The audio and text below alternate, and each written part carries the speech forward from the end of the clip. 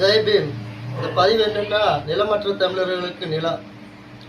ஏன் சொல்கிறேன்னா, நான் வாக்காளர் பூத்தில் உட்காந்துருந்தேங்க. வாக்காளர் பூத்தில் உட்காந்துருக்கும்போது நிறைய வாக்களிக்க வந்தவங்க ஒரே டோர் டெலிவரியில் வந்தாங்க. ஒரே டோரு நம்பரில் நிறையா பேர் வந்தாங்க.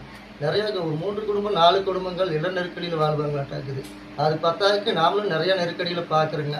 ஒரே குடும்பத்தில் அப்பா அம்மா மகன் என்ன சொல்லி இட நெருக்கடியில் நிறையாவே தமிழர்கள் வாழ்கிறாங்க.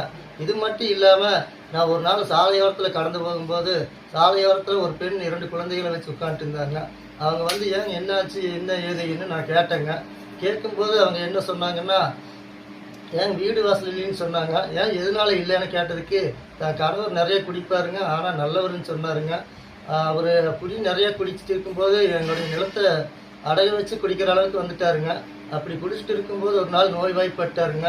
நோய்வாய்ப்பட்டப்ப அவர் உடல் ரீதியாக சரி செய்யறதுக்காக அந்த பத்திரத்தை மீண்டும் அடைய வச்சு அவர் உடலை காப்பாற்றிடலான்னு பார்க்கும்போது காப்பாற்ற முடியலைங்க. அப்படி அந்த நிலத்தை இழந்துட்டுங்க. அப்படி நிலத்தை இழந்த பிறகு நாங்கள் நடுத்தருக்கு வந்துட்டுங்க, குழந்தைகளை கூப்பிட்டு. இப்போ நிலமற்றதாக வாழ்கிறேங்க. இதை ஏன் நான் இந்த தமிழக அரசுக்கும் சரி மற்ற அனைத்து மாநில கட்சிகளுக்கு நான் ஒன்று சொல்லிக்கிறேன். வர்ற தேர்தல்களில் வர்ற 2026 தேர்தலில் நிலமற்ற தமிழர்களுக்கு 2 சென்ட் நிலம் எந்த கட்சி அறிவிக்குதோ, தேர்தல் அறிக்கையில் எந்த கட்சி அறிவிக்குதோ அந்த கட்சிக்கு மட்டும்தான் வாக்களிக்கணும். அந்த கட்சி தான் இங்கே தவிர்க்க முடியாத ஒரு மிகப்பெரிய சக்தியாக இருக்குன்னு நான் கருதுகிறேன். ஜெய் பீம்.